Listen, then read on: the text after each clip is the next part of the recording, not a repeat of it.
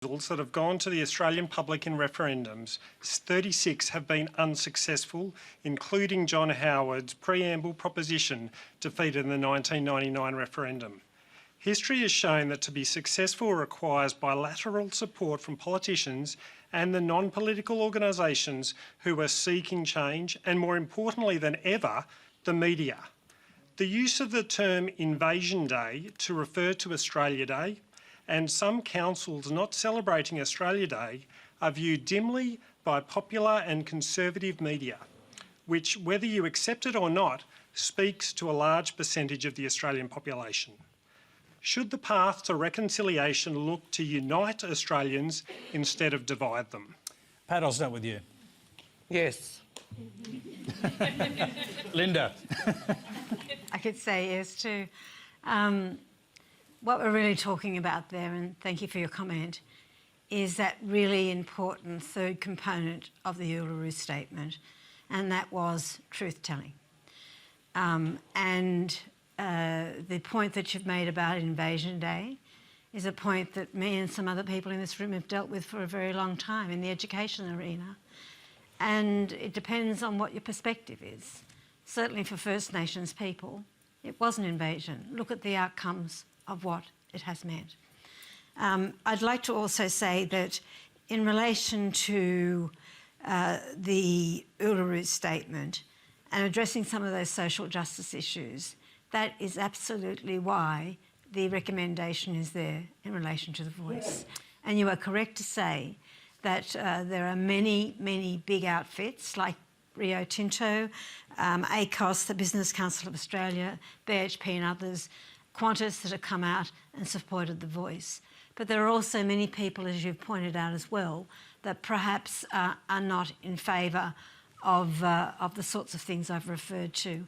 And that is why this has to be a bipartisan approach, and that is why it will be bipartisan, and that is also why there needs to be, in any process like this, a major education campaign. I think Scott Morrison will find himself on the wrong side of history.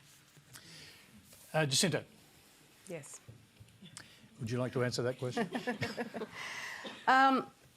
Well, again, we've heard how the process took place to come about to the Uluru Statement, and there are those who've got behind it and backed it because of the fact that it's come across as though this is the decision, this is what all Aboriginal people want in this country, when that's not the case at all. As you know, there were dissenting voices during that process, and the people that were involved weren't exactly elected to represent their people. So it's a lovely idea and it's a lovely statement.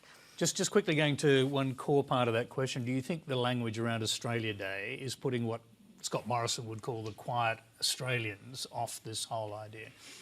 I think there's an element of that, certainly. And I think there's an element of the fact that I think we as Indigenous people need to, as part of the healing process, also forgive and probably not hold non-Indigenous Australians responsible for what's happened in our past. But true reconciliation is a two-way street. It requires both sides of us to come to an understanding.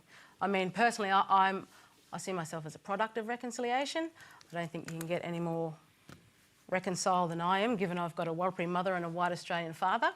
But we can be doing that a lot better, certainly, and absolutely it involves truth-telling, and truth-telling in such a way that we understand our country's history and its complexities, and not in such a way that it's used as a tool to, you know, hold non-Indigenous Australians to account for what's happened in our past, but to create understanding. We can never have too much understanding. But Tony, the corollary of that is, and I don't disagree with what's been said, but you have to take it a step further, and that is that the history of the last 230 odd years is part of the reason we see so much poverty, so much sickness, and so much destitution in our communities now. And the intergenerational trauma that Pat's referred to is absolutely there and it is in part because of the history, Okay. which we're all responsible for.